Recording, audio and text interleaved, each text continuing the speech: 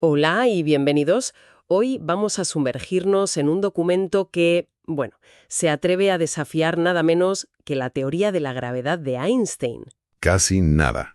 Sí, sí, tenemos sobre la mesa un artículo de investigación reciente de Davut Momeni y Radvai Mirza-Kulov que propone un modelo del universo, pues, completamente nuevo. Efectivamente. Y nuestra misión hoy es entender por qué, a ver, después de más de un siglo de éxito, los físicos siguen buscando alternativas a la relatividad general. Y, sobre todo, claro, ¿qué propone este modelo tan ambicioso que han llamado Einstein-Cartan-Mirza-Kulov? O ECM, para abreviar. Y es un modelo que, la verdad, abre la puerta a ideas fascinantes. Mi papel hoy será un poco explorar esas posibilidades, las soluciones tan audaces que propone para algunos de los mayores misterios del cosmos. Y el potencial que tiene.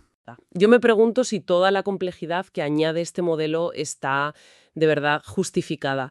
Seré la voz de la duda razonable, preguntándome si esto es algo más que una construcción matemática elegante. Me parece un buen planteamiento. ¿Entendido? Pues empecemos por la pregunta fundamental. La relatividad general de Einstein funciona increíblemente bien, ¿verdad? Sí, Ha superado todas las pruebas, predijo los agujeros negros, las ondas gravitacionales. O sea, ¿por qué hay que arreglarla? es una pregunta perfecta para empezar. Y tienes toda la razón. A escala local, en el sistema solar, la teoría de Einstein es una auténtica obra maestra. Ajá. Pero el artículo arranca señalando justo eso, que cuando la aplicamos al universo en su conjunto, empiezan a aparecer grietas. Grietas. Y no son grietas pequeñas, ¿eh? Son, más bien, abismos conceptuales. De acuerdo, entonces. ¿Cuáles son esos grandes misterios que la teoría de Einstein por sí sola no puede resolver? Pues el documento los enumera muy bien. El primero y el más famoso es la expansión acelerada del universo. Vale. Las observaciones nos dicen que el cosmos se expande cada vez más rápido. Y para explicar esto con la relatividad general, tuvimos que meter un parche. Un parche. Sí, una especie de apaño llamado la constante cosmológica. Funciona en las ecuaciones, pero es que nadie sabe de dónde sale, ni por qué tiene el valor que tiene. Es profundamente insatisfactorio. Entiendo. Es como si tu coche acelerara solo. Y, para explicarlo, dices que hay un motor invisible sin saber qué es. Exacto, es una analogía perfecta. ¿Qué más? El segundo y el tercer misterio son la materia y la energía oscuras. Juntas suman el 95% del contenido del universo. O sea que el 95% de la realidad es un completo misterio. Tal cual, la relatividad general nos dice que están ahí por sus efectos gravitatorios, pero no nos da ni una sola pista sobre qué son. Y finalmente, está la gran barrera. ¿Cuál? La relatividad general es totalmente incompatible con la física cuántica. Las dos teorías más exitosas de la historia de la ciencia no se hablan entre sí. Vale, el diagnóstico está claro. 4 interrogantes gigantescos. Y por eso los científicos buscan alternativas. Exacto. El artículo menciona varias familias de teorías. Unas modifican la curvatura, otras introducen algo llamado torsión y otras una cosa aún más extraña, la no metricidad. ¿Sí? Pero este modelo ECM parece que lo mezcla todo. ¿No corremos el riesgo de crear un monstruo teórico, una especie de Frankenstein matemático, solo para tapar agujeros? Esa es la crítica principal, y es una crítica válida. Pero la ambición del modelo es precisamente esa. En lugar de elegir una sola modificación, se pregunta, ¿y si la gravedad es el resultado de las tres cosas a la vez?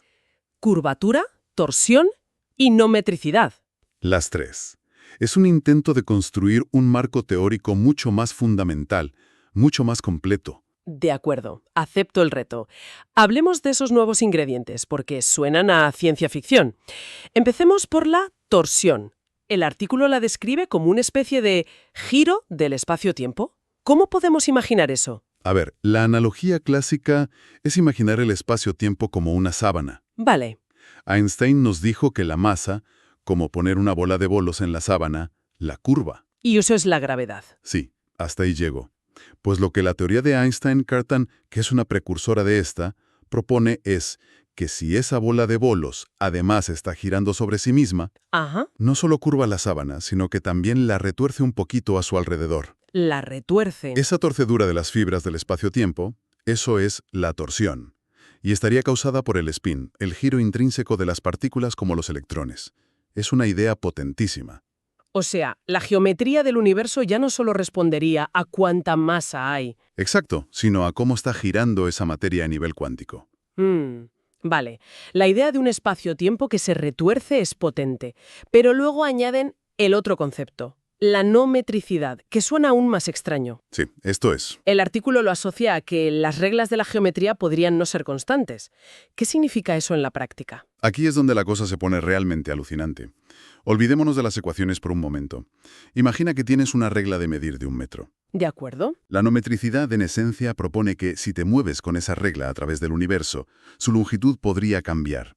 ¿Cómo? No porque la regla se deforme, sino porque el propio espacio-tiempo estira o encoge la noción de distancia. Es como si la geometría fuera de goma. Justo.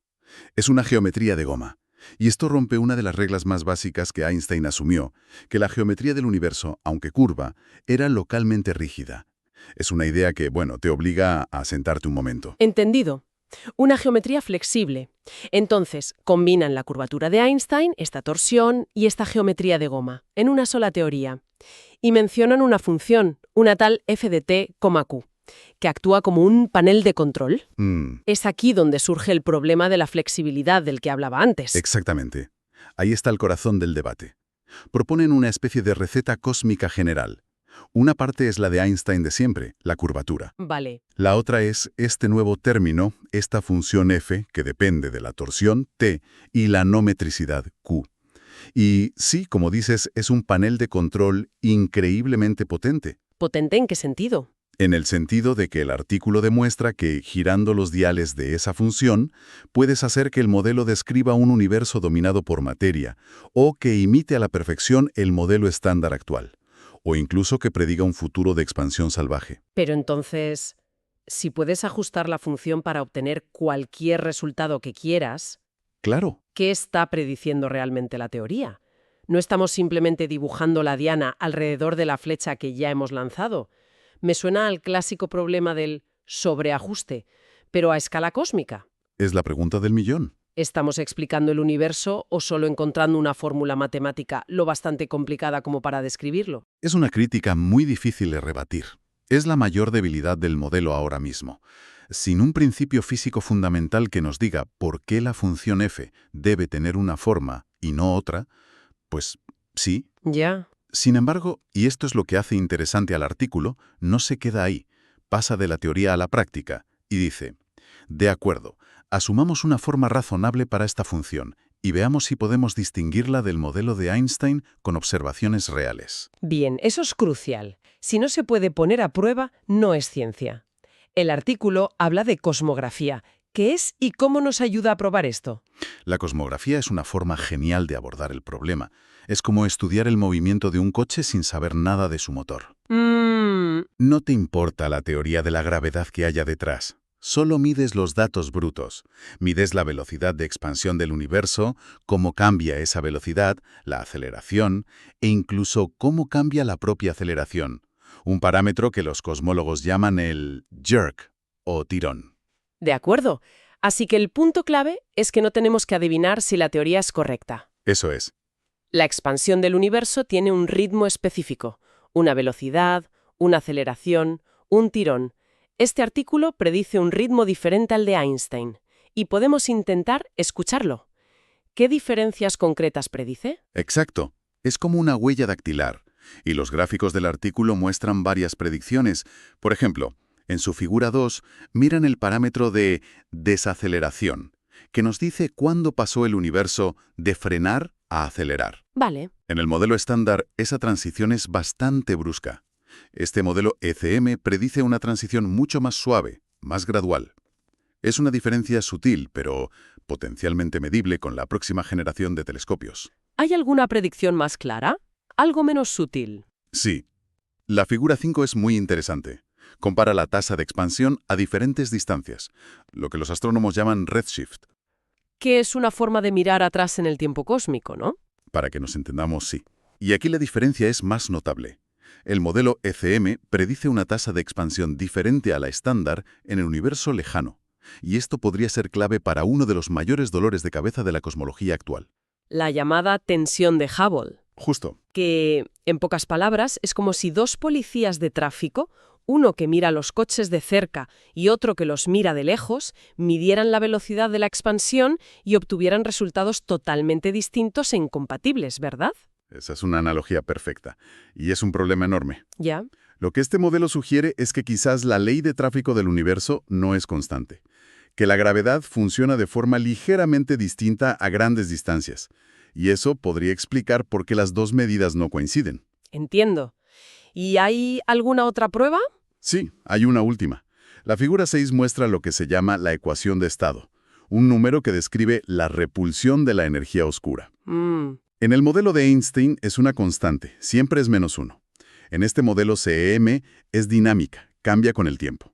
Si alguna vez medimos que ese número no es exactamente -1, teorías como esta ganarían muchísimos puntos. De acuerdo. La teoría hace predicciones comprobables. Eso le da solidez.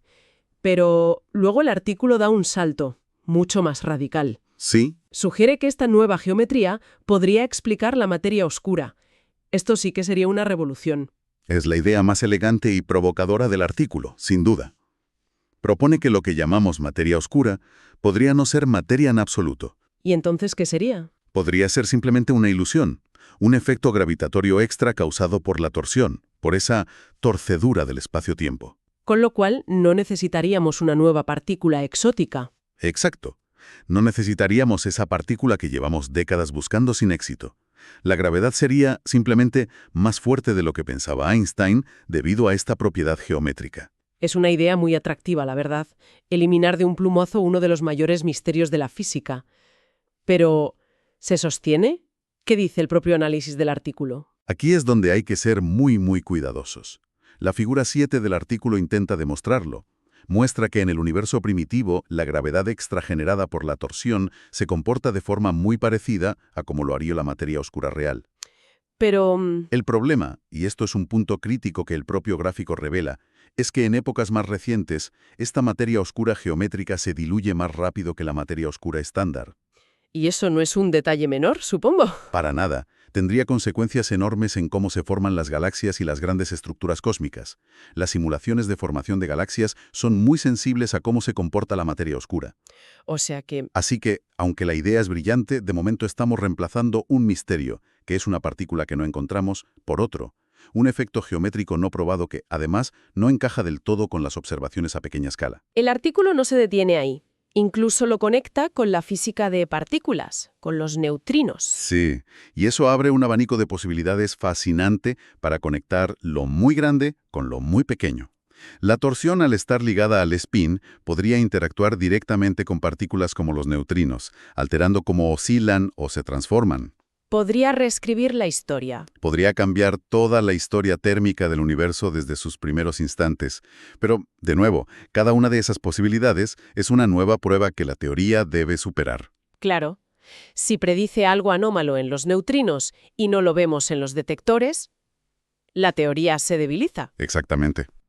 Y finalmente, llegamos a las ondas gravitacionales, la nueva ventana al universo. ¿También se verían afectadas en este modelo? Por supuesto. Si el tejido del espacio-tiempo no solo se curva, sino que también se retuerce y es elástico, las ondas que viajan a través de él deberían sentirlo. ¿Y cómo lo sentirían? La predicción del modelo es que las ondas gravitacionales sufrirían una especie de fricción o rozamiento extra en su viaje por el cosmos. El artículo usaba una analogía que me pareció muy buena.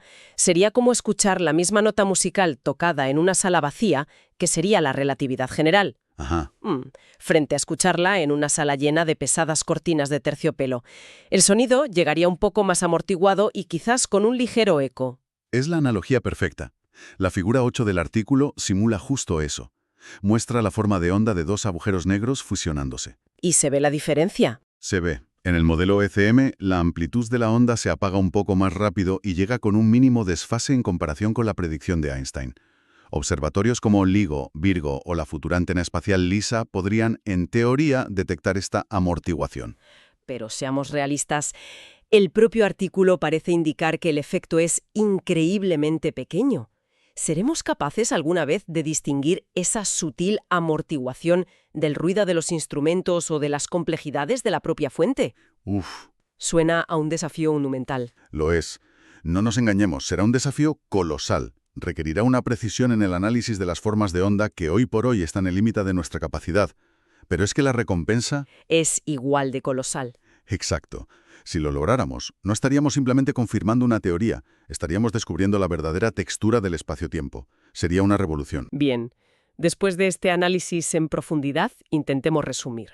Hemos explorado el modelo ECM, una teoría que, intenta resolver los mayores enigmas de la cosmología, añadiendo estas nuevas propiedades geométricas al espacio-tiempo. La torsión y la no metricidad. Eso es. Y hemos visto que es un marco teórico extraordinariamente flexible, capaz de reproducir la historia cósmica que conocemos y de ofrecer explicaciones muy elegantes para la energía y la materia oscura. Eliminando la necesidad de nuevas partículas. Sí. Pero también hemos visto que esa misma flexibilidad es su talón de Aquiles. Su poder depende de una función matemática que por ahora se elige a mano para que los resultados encajen. Cierto. Y sus predicciones, aunque concretas, parecen ser diferencias increíblemente sutiles y difíciles de medir. Cierto. Pero la conclusión clave es que, a pesar de su complejidad, no es mera especulación. Hace predicciones específicas y comprobables en la expansión del universo, en el mapa de calor del Big Bang y, sobre todo, en cómo viajan las ondas gravitacionales. Nos da una hoja de ruta para buscar. Justo. Y esto nos lleva a una última idea para reflexionar. El artículo menciona de pasada algo llamado la Trinidad geométrica de la gravedad. La idea de que la relatividad general se puede formular de tres maneras equivalentes, usando solo la curvatura, solo la torsión o solo la no metricidad. Son como tres idiomas distintos para decir lo mismo. Exacto. Pero este modelo, en cambio, los combina todos. Y esto plantea una pregunta final. ¿Son estas propiedades solo diferentes lenguajes matemáticos para describir la misma realidad? ¿O estamos empezando a descubrir que el espacio-tiempo tiene capas de realidad fundamentalmente nuevas? Y si la gravedad no es solo una cosa, sino el resultado combinado de la curvatura, la torsión y la elasticidad del tejido cósmico. Una idea para reflexionar. Gracias por acompañarnos en este análisis en profundidad.